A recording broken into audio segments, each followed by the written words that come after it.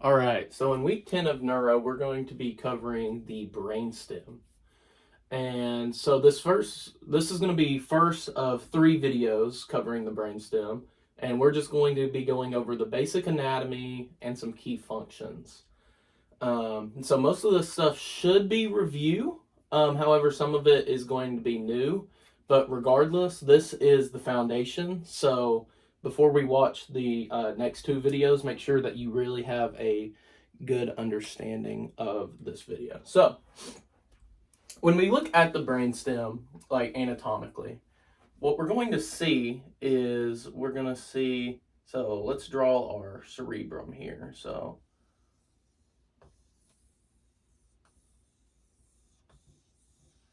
all right, so here's our cerebrum. And then below the cerebrum, we have our diencephalon that's going to be in here. And then our midbrain is going to be up underneath that. And then below the midbrain, we're going to have the pons.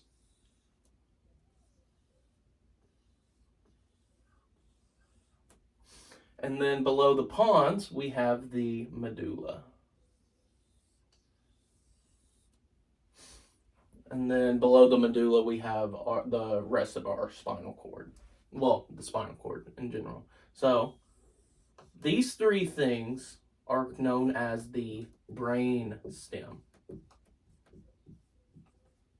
And the brain stem, when we were looking at it a frontal view, then what we're going to see is the midbrain, the pons, and the medulla. Now, all of these structures do different things, but they also have a lot of things in common. So let's go through the key functions of the brainstem.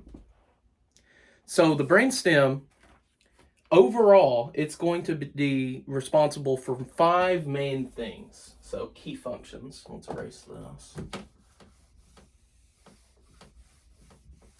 So 5 key functions. 5 key functions. And this is of the brainstem in general. Okay. The first thing is that this is a major highway, or you may call it a relay center, a relay station. But what I mean by a common highway is, so in the brain is all about communication. Right? So here's our cruddy little brain drawing here. We'll draw our midbrain right there, our pons, and then our medulla. So yeah, a cruddy little brain drawing. But whether you're a motor tract coming from the primary motor cortex, and you're coming down, or whether you're a ascending tract and you're coming up to the primary sensory cortex, look at what you have to go through. You have to go through the brainstem. And the same thing is true if you're, and I could draw the cerebellum a bit. So not the best picture in the world, but regardless. And then if you're a tract going to or from the cerebellum, then you're going to go in and out of the cerebellar peduncles. So the brainstem is a really important highway that we have to look at. Another thing that it does is it has a lot of autonomic regulation. Autonomic regulation. Okay, so autonomic, I know what that means. That's automatic stuff, and then regulation. So this must do things that are automatic, and you would be right. So think of things like breathing. You don't have to think about breathing. It is kind of an automatic thing. Heart rate, that is an automatic thing. And then it also does a little bit of blood pressure as well. So breathing, heart rate, and blood pressure. Okay, that's fine. That makes sense. Another thing that it does is that it has something called the reticular formation, and that is going to be, it's associated with consciousness, and definitely I am not spelling that right. But consciousness, actually that might be right, I don't know. Consciousness, things like mood, consciousness, mood, arousal, all that good stuff. And that is via a structure in the brainstem called the reticular formation. And we're going to cover the reticular formation more, but as of right now, the reticular formation, it has ascending tracks, so you can think of your reticular formation. Now, it's a collection of structures. You can't like exactly point to the reticular formation, but you could point to what makes it up. Similar to the limbic system in a way. And these two systems, the reticular formation and the limbic system, are involved in several ways. But the reticular formation, it can send messages up, so ascending messages, but then it also has descending messages, such as the reticulospinal tract. That would be an example of a descending pathway of the reticular formation, whereas an example of the ascending would be your ARAS, the ARAS system. So yeah. All right. So what we got next here? It also has a lot, many nuclei. And this includes the cranial nerve nuclei. And something that we should go over real quick, because this is a good, I guess you could say, mnemonic. Some people call it the 4-4-4 rule. And I like to actually split it up in the 2-2-4-4. And this is going to tell you where your cranial nerve nuclei are, because 4 times 3 is 12, and then that is also 12. So we have 12 pairs of cranial nerves, right?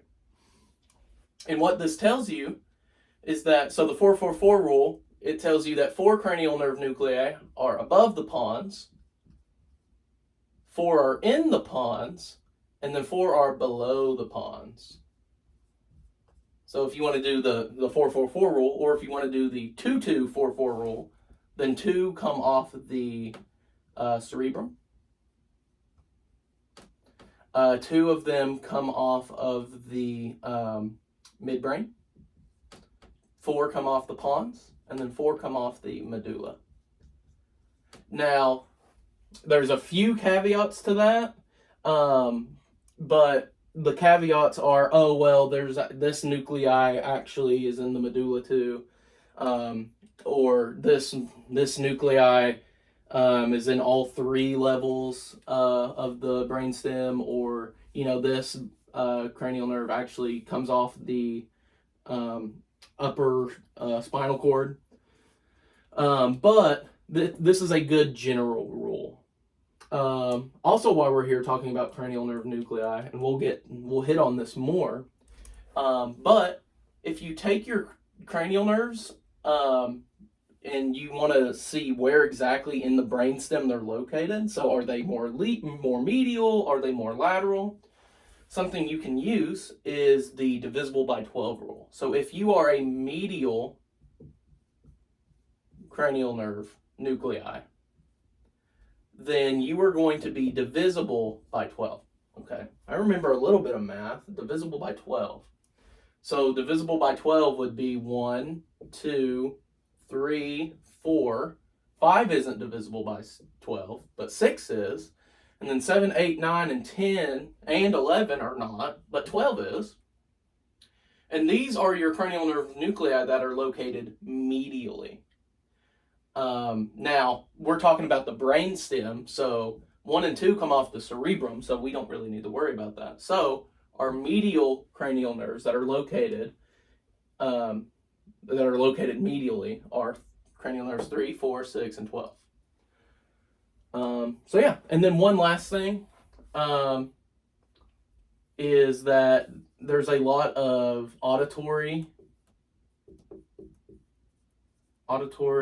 and visual pathways that come through here.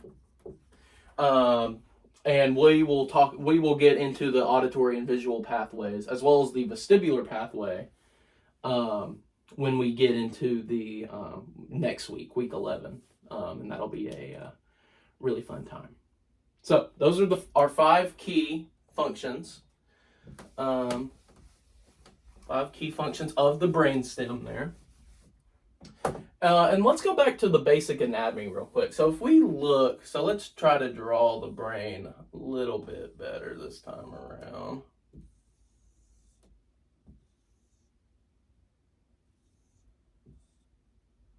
That's all right, I guess. I'm definitely not an artist. I don't claim to be.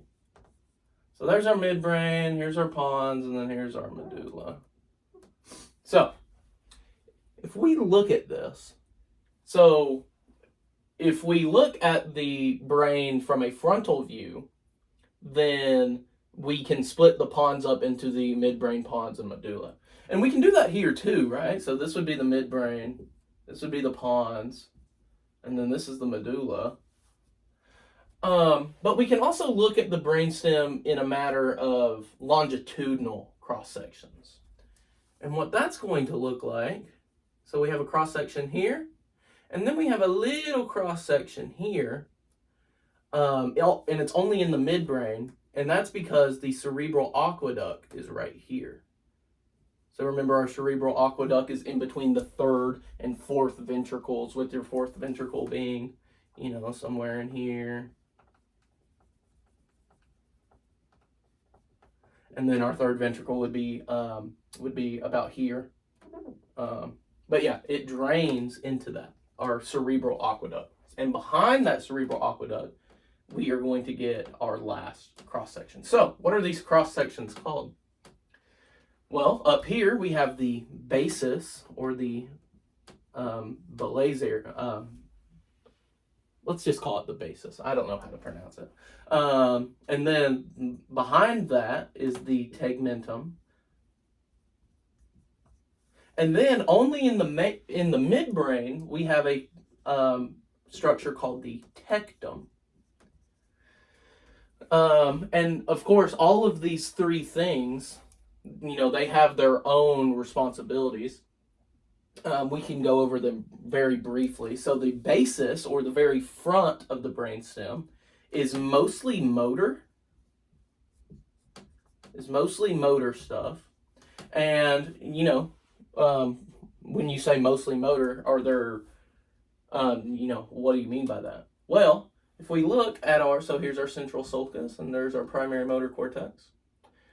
When these descending motor fibers come down, they travel through the most ventral or anterior part of the brainstem, also known as the basis. So this is where our motor tracks go through. So yeah, and when I say motor tracks, I am specifically calling out our cortical motor tracks, our pyramidal motor tracks, and that would be your corticospinal, your corticobulbar, and then we're also going to talk about our corticopontine tracks as well. But we'll get to that more in the next video when we look at it more detailed. So the basis is mostly motor. The tegmentum, you can think of it as being mostly sensory. However, what I think is even more important than that is that this is where our cranial nerve nuclei are. So if you're in the midbrain, then you're going to have, nuclei 3 and 4. If you're in the pons, you're going to have 5, 6, 7, 8. And then in the medulla, you're going to have 9, 10, 11, 12. I can draw the 6 a little bit more medial there. But yeah, So yeah, that's that. So the tegmentum, think more cranial nerve nuclei. And then the tectum, it really only has two main parts. And that is the superior colliculi. So these are going to be, like right in here. So the one that is more superior is the superior colliculi. And then the one that is more inferior is the inferior colliculi. Okay, that's a good name. And then what these are going to do, the superior colliculi is more associated with the visual pathway, processing visual stimulation. And then the inferior colliculi is more for our auditory stuff. And there's also a main tract associated with the tectum called the tectospinal tract. And then real quick on the tectospinal tract is we're going to start at the superior colliculus. We are going to cross via the dorsal tegmentum. So this tract is going to come to the tegmentum and cross, and then it's going to come down. And the muscles that it is going to innervate are going to be our muscles that allow us. So if we see something in our periphery, like someone's throwing a ball at us, or if we hear somebody call our name, so to visual or auditory stimuli, then the quick movement of our eyes and our head and neck, that is thanks to the tectospinal tract. So reflexive head and eye movements to visual stimulation from the superior colliculi, and then auditory from the inferior colliculi. All right. I feel like that is sufficient. All right, I'll see you in the next video.